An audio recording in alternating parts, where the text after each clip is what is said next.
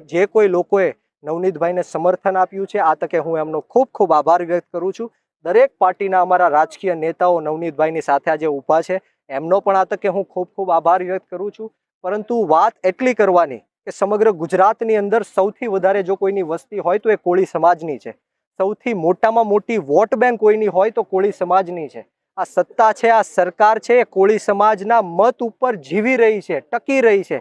ત્યારે માટે અમારા કોળી સમાજના મંત્રીઓને, સંસદોને, ધારાસભ્યોને ગાંધીનગરના પગથિયા ચડવા પડે એ અમારી માટે કમનસીબીની વાત છે। ત્યારે હું સમગ્ર કોળી સમાજને કહેવા માંગીશ કે આ કોળી સમાજની તાકાત છે કે આપણે સીએમ પાસે નહીં, સીએમને આપણી પાસે આવવું પડે એ તાકાત કોળી સમાજની છે। પરંતુ ક્યાંક ને ક્યાંક રાજકીય નેતૃત્વ આપણું નબળું પડે છે। માત્ર પીઆઈની બદલી કરી દેવાથી ન્યાય નથી મળી જવાનો, માત્ર એસઆઈટી રચી નાખવાથી ન્યાય નથી મળી જવાનો।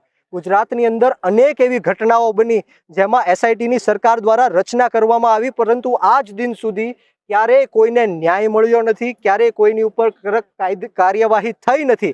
હું તમને મોરબીની જે પુલ દુર્ઘટના છે એની વાત કરું, ગંભીરા પુલ દુર્ઘટનાની વાત કરું, ટીઆરપી અગ્નિકાંડ જે ગેમ ઝોનમાં થયો એની વાત કરું, પાયલબેન ગોટીની વાત કરું, આ બધા મુદ્દાને લઈને સરકારે એસઆઈટીની રચના કરી, પરંતુ આજ દિન સુધી આ માત્ર ને માત્ર કોળી સમાજનો રોષ છે એ શાંત પાડવા માટે છે। આ મુદ્દો ડાયવર્ટ કરવા માટે પીઆઈની બદલીઓ થાય છે, એસઆઈટીની રચના થાય છે, પરંતુ અંતે કોળી સમાજને ન્યાય નથી મળતો।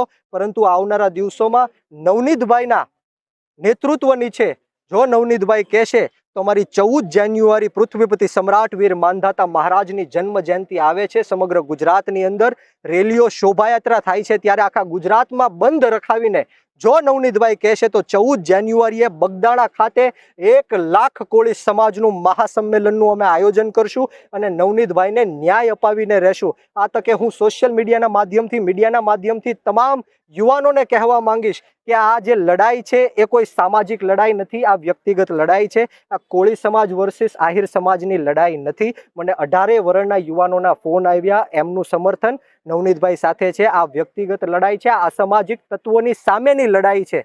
એટલા માટે આપણે સૌએ શાંતિ જાળવવાની છે અને નવનીતભાઈને ન્યાય કઈ રીતના મળે એ દિશામાં આગળ વધવાનું છે।